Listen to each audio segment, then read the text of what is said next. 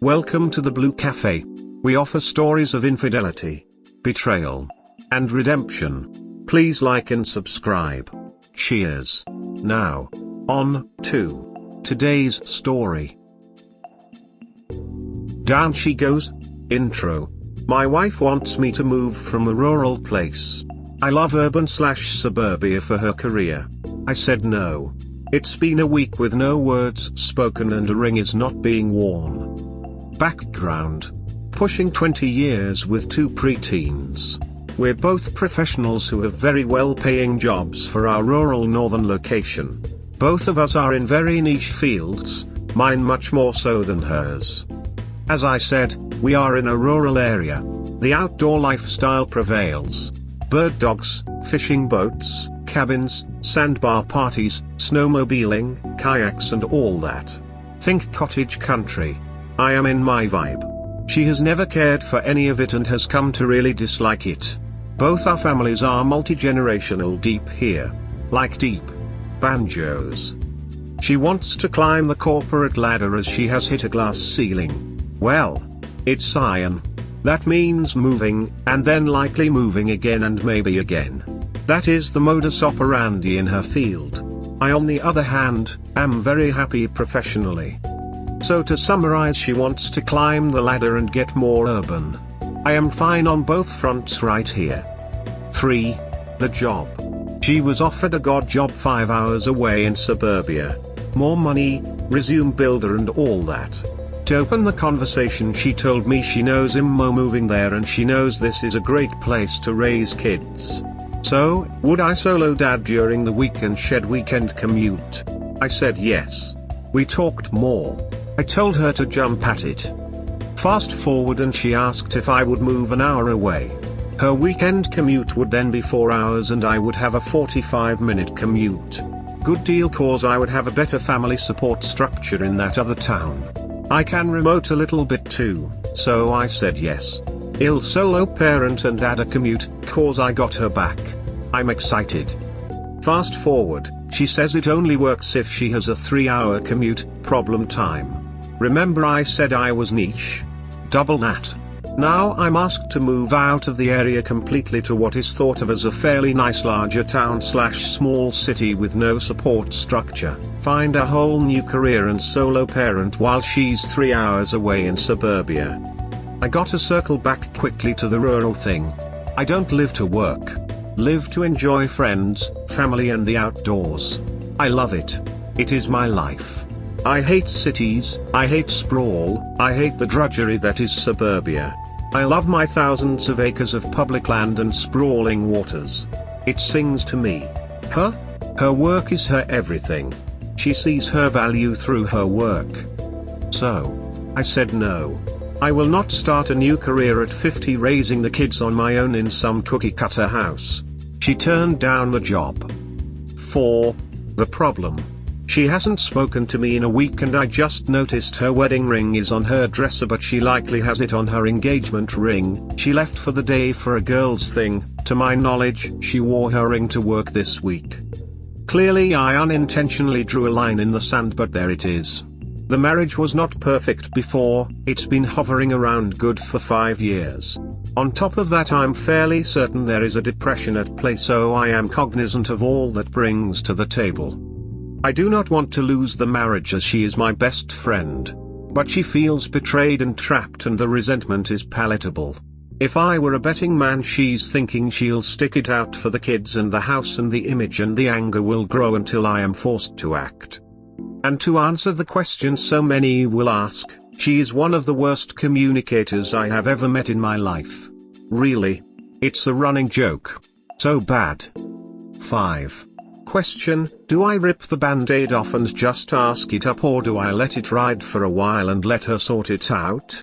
My struggle is if one is to remove a ring it ought to be at least mutually acknowledged as it sends quite the message to friends and family and no matter how this goes I will work my ass off to keep mutual respect intact. Sorry my friend but it sounds like the start of or the thinking of infidelity. That scenario is literally playing out like so many others in the thread of surviving infidelity. Also, never hold back a conversation of why is your wedding ring here and not on your finger? What is this girls' day stuff? Some would calm it down, but if you have the small amount of time to be together and she chooses to be elsewhere, you are her husband and deserve to know why. I would ask her outright. She did not wear a wedding ring, which is a major red flag. She went to do girls' things without wearing wedding ring, which is another red flag. Do you think she might be having an affair? Has her behavior towards you changed since her moving? Has your intimacy gone down? Does she act sus when asked about her work? Does she act secretive with her phone and social media? Don't get me wrong, but her behavior and sudden changes indicate an affair. You should get rid of this ASAP. She is most likely having an affair. Good luck. You guys will have to compromise and decide what you want. Do you need more money? Why does she feel the need to climb the ladder? How old is she? You guys can't be super young with 2 preteens. I would think most women after raising 2 kids would be more likely to dial back on the career and just chill. Like, what are you guys going to get out of moving and her getting this new job? I'm 50. She's 40. We're financially pretty set. Put it this: I don't want the stimulus money. Others need it. I see no problem with moving for a couple years so she can fulfill her dreams too. You have been living yours. My opinion may not be popular, but I'm the wife of our couple. If she has been in the rural area your entire relationship reluctantly just for you, why can't it not be her turn to live the lifestyle she likes? Compromise of course would be ideal, however maybe she is sick of compromising her lifestyle. I say this because I have followed my husband around because of his job for close to 20 years. Now he happily follows my lead because he recognizes the compromises I made all those years, and he now feels like he can compromise for me. This is her small town/hometown, not mine. I moved here from another small town not far away to be with her. The rural area was mutual in that regard. If I may ask, were you both able to lead the lifestyle you wanted to even while following the other around? No, I definitely had to compromise because there were several aspects that I didn't enjoy. One was my job or lack thereof because of the constant moving. He was quite happy following his dreams and successes because of these locations. I found ways to make it bearable, and he knew that and would go out of his way to help me find some excitement in where we were. We took a lot of trips to give me a break, but that's not the same as living day to day in a place I truly enjoy. Thank you. I'm examining the whole lifestyle thing and I realize it's not the right word for my situation. Some people are built to put down roots on their own land. Big garden, collect firewood, tap for sap, too many outbuildings, dogs running free and not a stitch of light pollution. Putting me in the burbs is like tossing a raccoon onto the lol. Lifestyle change might not cover it. On the flip side, that is how she was for most of our marriage. Her work sent her around the country quite a bit, and she found that city life appeals greatly to her for a lot of reasons. And thank you all. I'm finding this shockingly helpful in organizing my thoughts. I can relate to your lifestyle. I think you tried to compromise. Do you love her more than the lifestyle, or the lifestyle more than her? I'd say at 50 it doesn't make sense to up and move. Why can't you both just commute like planned? She wants you to give up your lifestyle so she can have hers now, basically. If you are like me, how miserable a jerk would you turn into on Saturday morning instead of taking the kid and dog out after birds you went to park? I would be unbearable. Yup, we live 15 minutes out of a northern rural city, love having my dogs and fresh air and free to do what I like. When I have to spend a weekend or any amount of time staying in a large city, I just feel on edge and kind of cooped up and stressed out. I'm confused about why the 2 previous compromises that you agreed to are no longer on the table. Why suddenly would it only work with a 3-hour commute? If it's 3 hours, she can be home for dinner on Friday and leave Monday morning. If it's 4, she leaves Sunday night. It's solid reasoning. Nope. Ain't happening.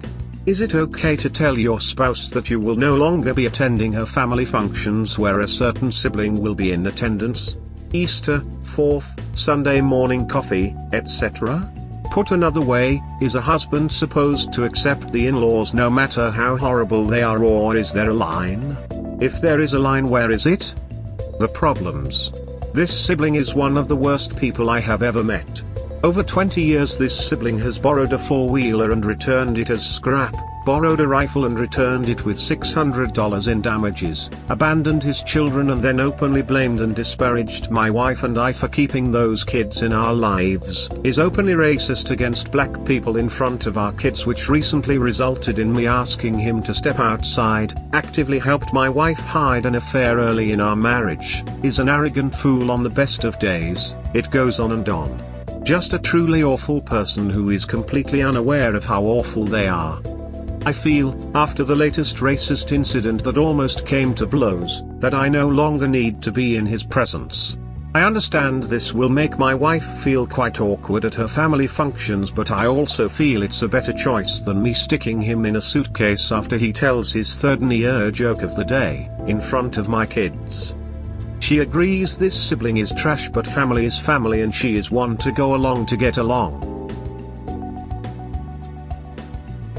To be honest, my story isn't the same as yours, but I get what you are saying and I find myself in a similar situation. Although I feel the situation on my side wasn't of my making, I still try to approach the members of my wife's family, in order to sit down at the table and to have a civilized discussion on the matter in order to get to some sort of an understanding. Just to have a point where we could deal with the issues and have something to build on and move forward. Long story short, this turned out to be a flat-out refusal on the other party's side to deal with the issue, and the message was conveyed to me that I was the one with the issue and they wouldn't entertain it, and that I had to deal with my own issues. After this all happened, it became evident that whenever a difference would arise, that the person in question would go out of his way to pick a fight. The thing is, on my side this dragged on for 10 years or so, and after 10 years passed I decided I had enough and we had to deal with it. It was at this point where I got a flat-out refusal from the other party's side to do so. So at a point, I just decided, okay, fine, I did my part, I tolerated this for way too long, and then tried to deal with it for everyone's sake, and still there was a flat-out refusal from the other side to do so. So after all of this, and although I am not the type of person to do something like this, I decided enough is enough, so I basically just told my wife that from now on I wouldn't be attending family gatherings, as the person in question would always be there, and that I wasn't willing to go on like this. So advice: no, sorry, I don't have any to give you, but in short I both understand and support where you are coming from. No, absolutely not. I tell my wife that I'm not putting up with him. I also wouldn't want my kids around him. And you are a better man than me, 'cause I'd have gone to blows with that fool.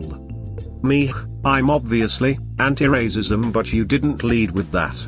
You lead with they damaged my property worth $X20.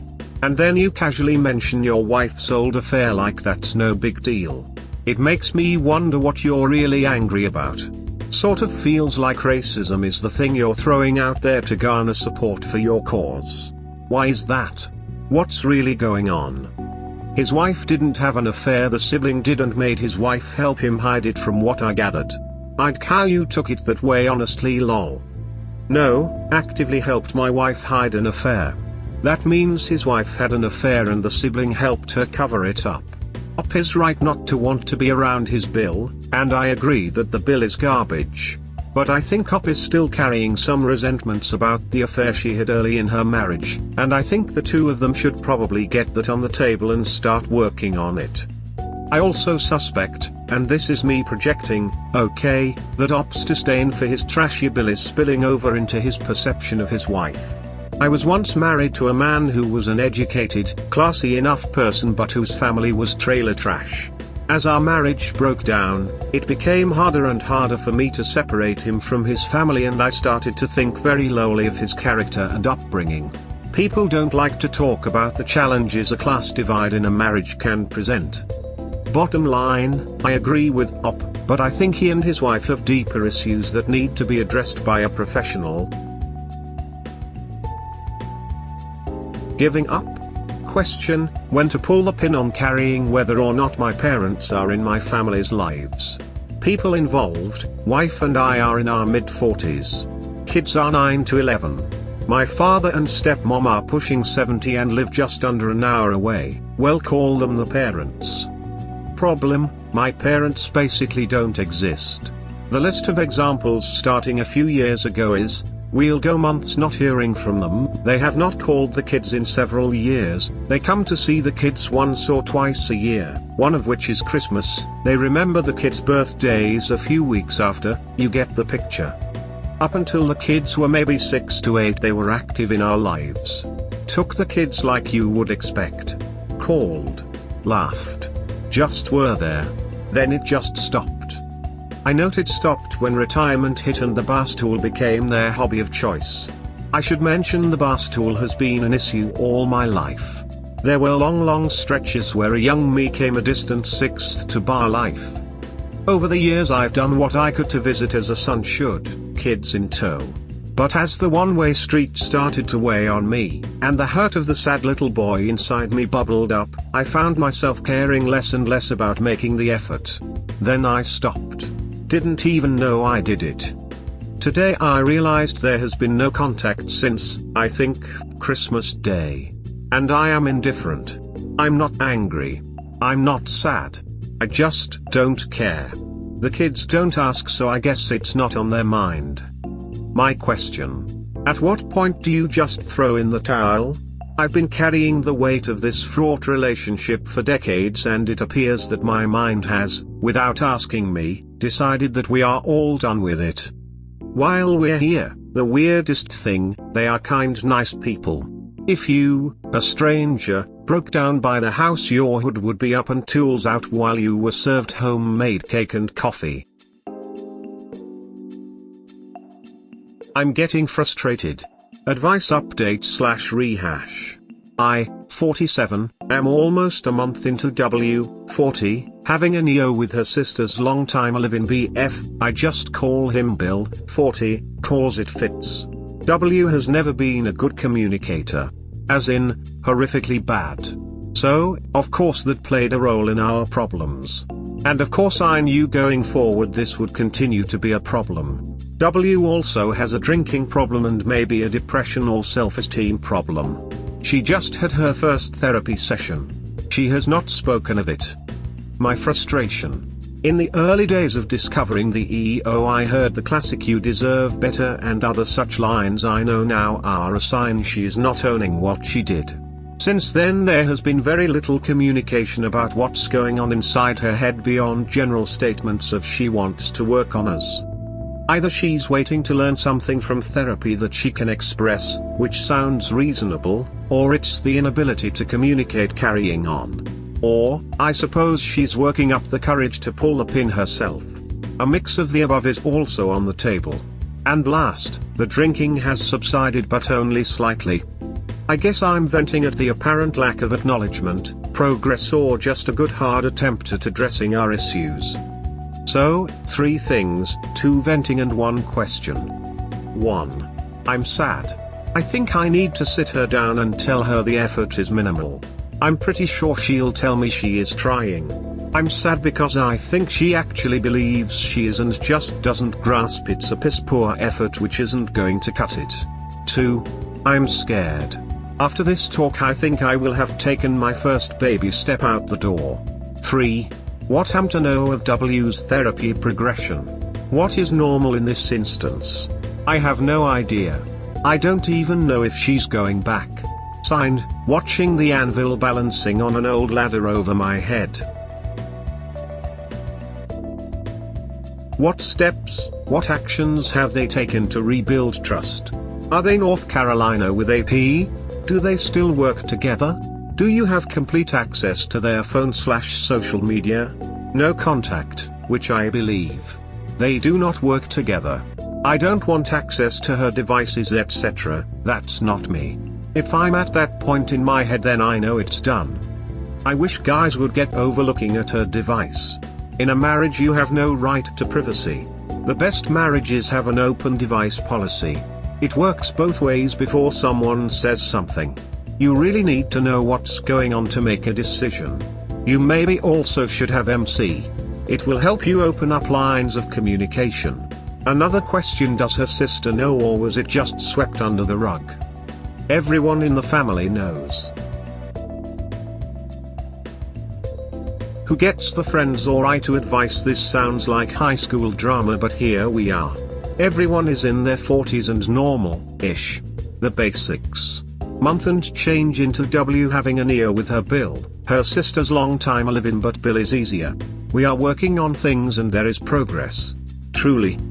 Bill and Sil were on the fringes, W's very tight circle of friends a while ago. So the husbands in this group are not besties, but we're all fairly close and we did a lot of group stuff together. Bill is on the fringe of this husband group but recently was very much in. Post D/day Bill is 100% nixed from W and I's life. Wife and sister have agreed to work on their relationship. The larger family dynamic and dysfunction is still on the back burner. Bill can just go F right off, drink bleach, eat lead. I'm 95% sure one of the couples in the group is spending time with Bill and sister, not sister is an innocent party. We'll call the couple number 1 cause the wife in that couple is my W true best friend. 95% this relationship is being hidden from me for reasons stated below. 100% certain W is fine with it because she doesn't want to upset her sister, which I get. So, I have no F%# desire to spend one hot second with anyone that chooses to hang with the guy that pursued my wife and my kid's mother. None. You are the company you keep. My wife is aware of this. In my eyes then, couple number 1 wants to spend time with W and I and spend time with Bill and the sister. And I'm just not doing it.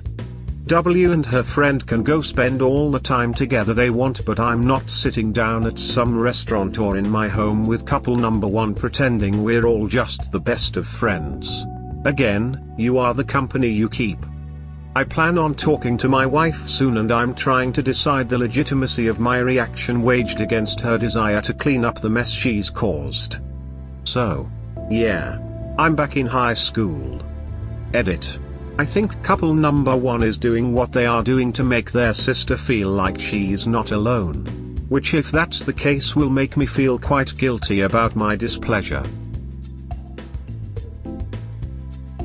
So, Bill and Sil are staying together. You and your WW are staying together. Both couples have an affair partner in them, but your WW also betrayed her sister. You described this as a peer group driven by the women in the relationships. The spouses are just along for the ride. That makes your WW much riskier to the core of the group than the Sil. Especially since she already betrayed her sister, so as a friend I'd be nervous to have her around my husband. TLDR, what makes Bill so much more at risk as a friend than your WW? You accurately described the dynamics. I choose to consider forgiven W and my children's mother. I choose not to forgive Bill. I didn't think who you forgave was the question on hand. It was that couple number 1 forgave both. You want Sil/Bill, or at least Bill, ostracized by the peer group. I was just pointing out that logically your WW could be considered more of a risk to the core members of the peer group and is therefore a candidate to be ostracized herself. Does her BFFs think your WW wouldn't do to them in the right circumstances what she did to her own sister? The dynamics suck. I don't see how any of the sisters' relationships end up with a successful R long term. There's just way too much betrayal there. I agree. There is no long-term solution. And we're not even sure how to handle family gatherings yet. The roller coaster that ends at a wall. Rant. Rant. That's how this morning felt when my 47 eyes popped open at 4 a.m. Two things are chewing up my mind. Base 6, month and a half into our court W having an ear with sister's BF. First rant, I thought I was fully bought into but the last 2 days I am overwhelmed by a feeling that the person sleeping upstairs might be a monster and I have no idea who they really are. The mental gymnastics are just exhausting. How do you get over the betrayal of an entire family and friend group? I'm starting to think one doesn't. Then this. Second rant, graphic warning. For the first decade of marriage I would come inside about 5 years ago she said it was too messy and preferred I come on her. Not happy but fine. 2 years ago it turned into come on a towel. So, yeah. That's weird. The last 2 weeks neither of us finished and she literally has not touched my member with her hand in that time. Last night she got ticklish, happens on occasion, and pulled the brake cord. Fine. No problem. We talked after and I jokingly mentioned I haven't masturbated lately and have a pretty good stock built up, haha hint hint. Her response. That is so disgusting, no one wants that sprayed everywhere. My response. I am not disgusting. She didn't catch on that I am dead serious. I'm fairly good looking. I'm in shape. I give in bed. Just, WTF? So, rather than kissing my ass because she owed what's basically her bill, I'm told the end result of sex with me is disgusting. Nice. Combining these 2 rants then, I'm sitting here pondering this. If the person upstairs is a soulless empty shell who finds sex with me disgusting, then WTF are we doing working on things, truly putting in effort? I'm sitting here thinking the last 2 days have maybe caused a pivot in my thinking, and not in her favor, and that's when she decides to freaking highlight a problem she has in the bedroom. Really? FML. End rant. Sorry for the gory details. Hope I gave you an entertaining morning. I feel for you, brother. Do you think that maybe she feels she's being faithful to the bill, so she refuses you? If so, then it's time to blow this popsicle stand, and leave with your dignity intact. Best of luck to you, brother. Just know that there are some strangers out here pulling for you. It seems she cheated on him 4 times before but he chose to stay. So, maybe she lost a bit of respect for him? Then I'd say that it's time to walk and find someone who enjoys being with him and let her blow up her own family with her bill. You have a point. Sounds like resentments and being in different paths has run down your relationship. Her wanting to move for a career is already a red flag. This means she is chasing her bio clock. Her reasoning, if you can even call that an excuse. I am running out of time and getting older. Romanticism and good career options are there and this man is the nemesis of my plans. The one that pulls me down every time. Many women who are in the stage of delusions, always forget the reality of the situation. You cannot have both worlds. And she just doesn't get it. I understand her problem here, because I am a stubborn resenter too, when it comes down to my relationship. The solution is making her choose. By putting your foot down in certainty, you may get your answers from her regards to straying. Because believe me, she will stray, oh boy will she. So, your intervention should be about making up your minds about your futures. If it requires IC to make her see that she is not wasting her life with you, then IC. Resentments can blind us in the worst way, where emotional bonds get clogged. Reconciliation definitely needs addressing your past grudges and resentments to come to peace with everything in order to move on with your lives. Else, this is just over. Wow. Thanks. You should charge lol. Understanding therapy, for idiots. Needs support pushing 2 months of W40 having EO with her sister's long-time live-in BF pretty much a bill. R is pretty firmly on the table. Part of that is her getting IC. Due to COVID or whatever she can only get in every other week or so. So the pace is terribly slow. After her first session, when our emotions were still raw, she didn't speak of it. After the second I pushed as I needed to know where everything stood, I didn't even know if she was still going. She learned that she has a lot of stuff to work on blah blah blah. The big one for my purposes is she can't fill up my cup or re-establish our relationship until she gets right. So we agreed that it was best if she got a good handle on her problems so we then could tackle our. In the meantime, effort is going into our regardless because life, real effort. But, it feels like rug sweeping to me. We talk about us, we try, but we do not talk about what happened or why. When we try it circles back to she doesn't understand it, so therapy. Which I get and appreciate. I should mention she fully appreciates the holding pattern this puts me in and will apologize and thank me for suffering it. But I'm worried that X months out when W has a grasp on everything, and when I need to drag us back to D/day because I have 1,000 questions and I need to understand, she will resent it because to her it will be in the past and it is firmly under the rug. R is hard. Love is hard. Yeah, no sorry. You need a blowout. List your questions. Ask them. She needs to deal with it now. She can continue IC after. Also, this isn't your one-off shot at asking questions. She needs to be ready to answer whenever you want to ask new ones or the old ones, again and again and again. Reconciliation takes years. You need to rebuild your marriage into part 2. Reconciliation won't work unless you start it first. She needs to do all the heavy lifting. This is the consequences. Sorry, but it won't work unless you do both reconciliation and her RC at the same time. There is nothing to wait for. She is trying to get out of her consequences. What do you need? That is what she needs to provide. I'm 3 years out and had a very successful reconciliation. This is not our. Well, let me rephrase.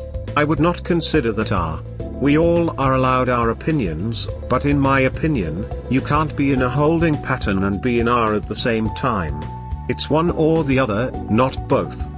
Anytime you've taken divorce off the table, you suffer at the hands of a person who has proven willing to hurt you. She stabbed you, figuratively. But you are saying I will wait until your possibly imagined issues are healed, and I will keep on bleeding. Hope I don't bleed out.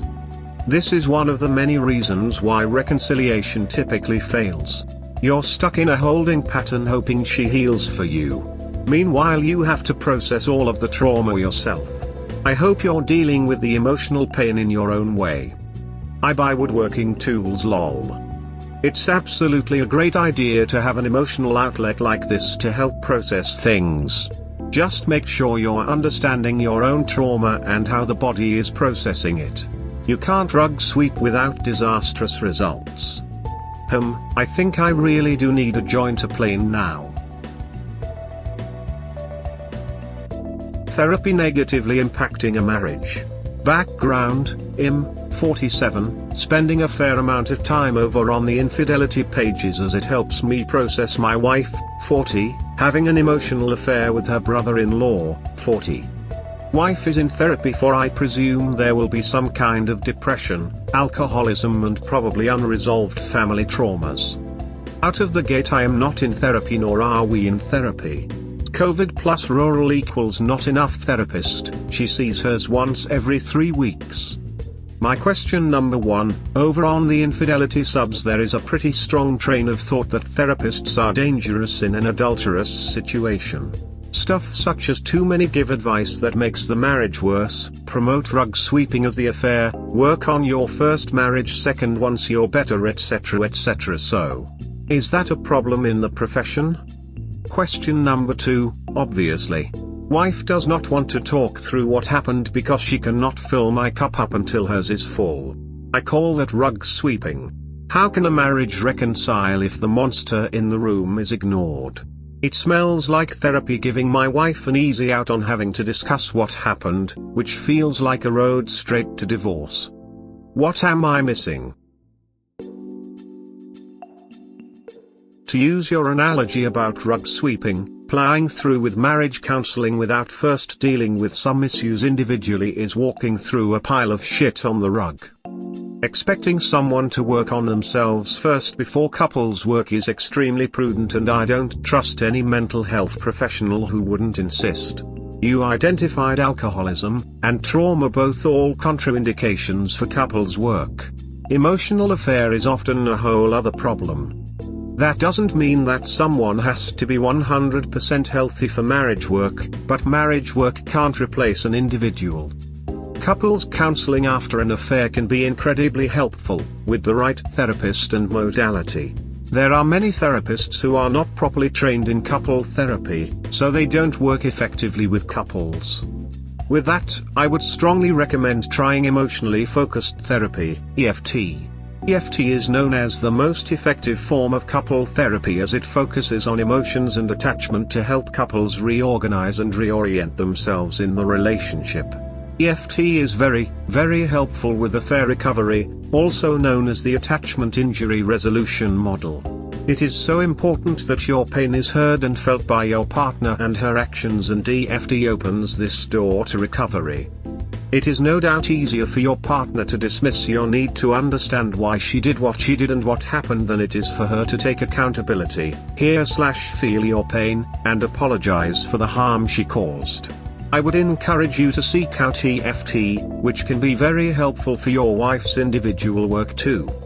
I'm not sure what state/country you're in, but many therapists are offering their services via telehealth, which I would strongly recommend. If you are interested in this model/couple therapy, please visit ICF to find an EFT therapist near you. I wish you the best of luck. Doubling down on advice I was given that I in turn give here. Helpful info. 2 months past WW having EO with sister's long-term BF, Bill Faries. We are firmly into an attempt at our and unacceptable effort is being made. As stated above, unless you are 100% ready to march out of the marriage post-haste, the best advice is to go slow and act only without emotion. So true. Such good advice. Just sit back and observe. Because of this approach, my thoughts on various matters are evolving, with less and less back and forth, with a final thought in sight. Those nagging gut-wrenching worries are ever so slowly settling into a single unwavering position.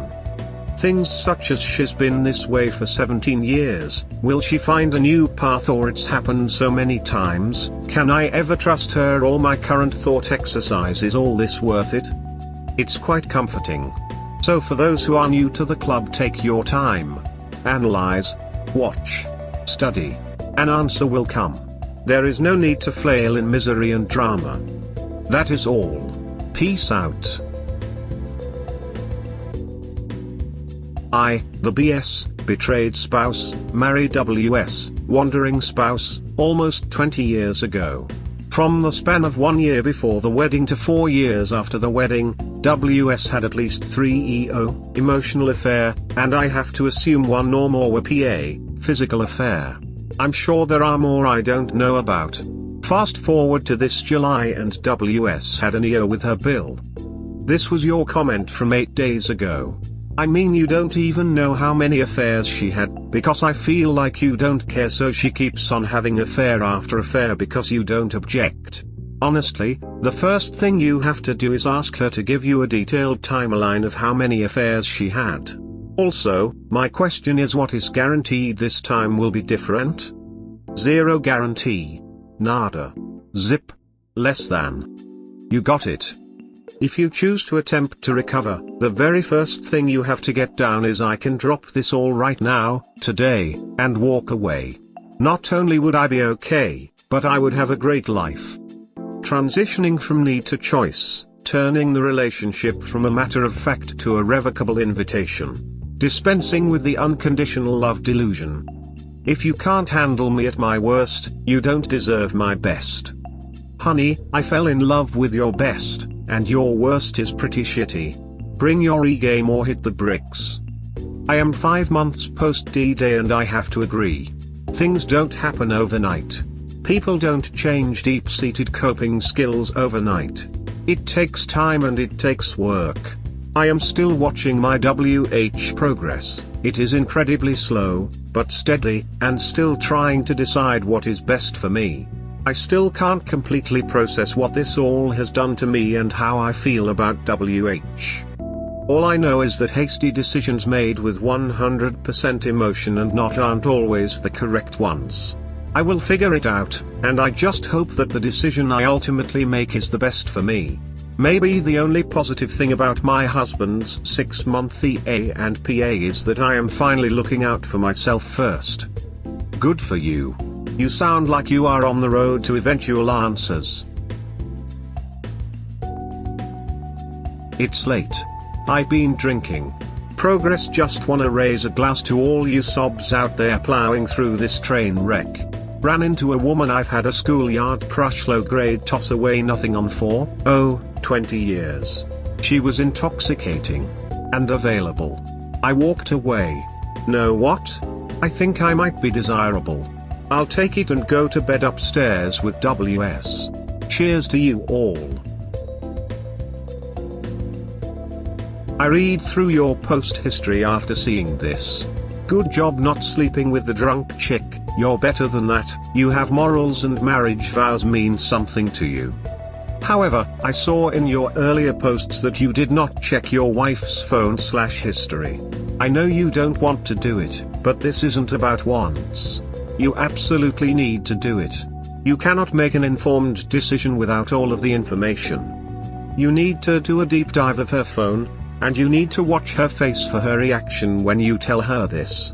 If she says no or tries to stall, you have your answer. If she says yes, that's still not an answer because she may think she deleted all evidence. Check all messages, check all apps, check all social media DMs, check pictures, check deleted pictures, check email, check sent and deleted emails, check downloaded apps to see if any have been deleted, check GPS history, and then check the detailed phone record that you'll get from your cell phone provider so you can see if any calls/texts have been deleted. At this point it's just ducking ignorant not to check all of her shit. I know you're not that kind of guy, but you're also not the kind of guy who lets other men duck your wife. You've been put in this position, and you need to take the proper actions, otherwise you become the kind of guy that lets other men duck your wife by erroneously sticking to your old ways. The old ways are over. You need to adapt to your new position. You don't have the luxury of maintaining the status quo. Whether you decide to stay or go, and I'm firmly in camp, leave a cheater, you need to do this. Cannot agree more, you're looking for facts, don't consider it pain shopping at this stage. This. Go for it. Keep us updated. Broke what you're going through. I can't tell you how to get over it cause I'd how I got through it. Just take it day by day. Time heals all wounds. An update with a dose of salt. Rant, I'm the guy 2 months into WS having an EO with her sister's long-time live-in BF.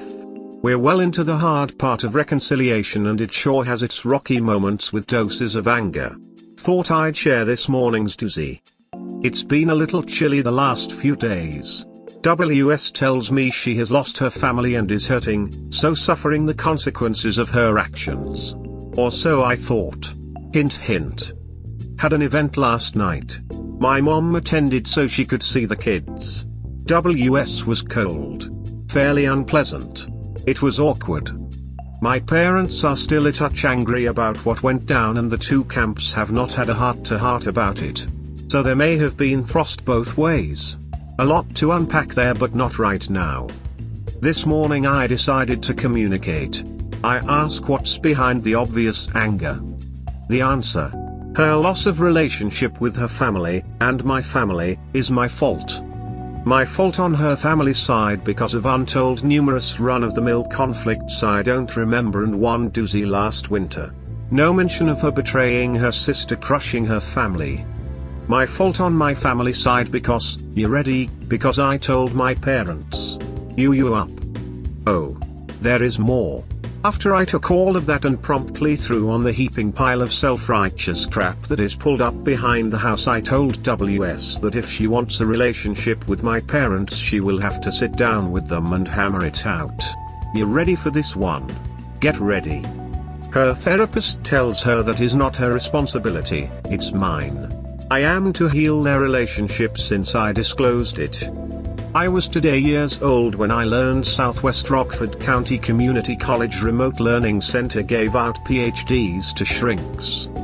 Lol. Phew. Have a good one, my peeps. Afterwards you were laughing out loud while you left the house with your bags packed, right? Laughing, yes. But I won't be leaving the house. Kids and so forth.